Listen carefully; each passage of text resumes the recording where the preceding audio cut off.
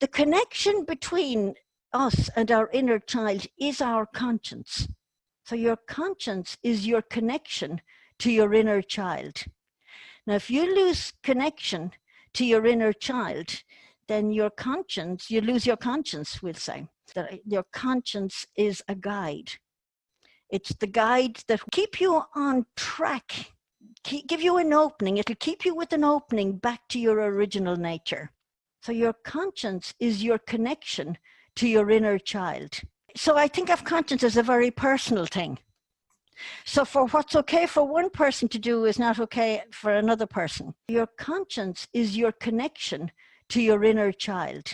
When our sensitivity, our vulnerability, whatever those various qualities of a child, I don't think it stands up to external scrutiny. Do you know what I mean by that? In other words, it's personal to the person. Mm-hmm. It feels to me like an inner compass. It's a kind of instinctive response to things, and it does feel personal.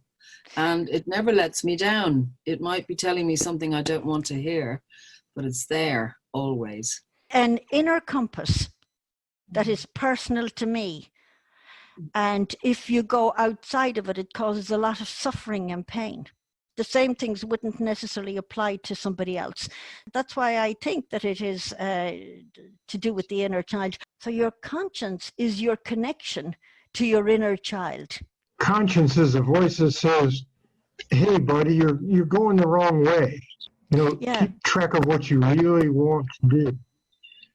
And eventually that can go from being your conscience to being your consciousness once you get familiar with it. It's an inner guidance that kept me on track, and there would have been terrible suffering if I broke it, if I went.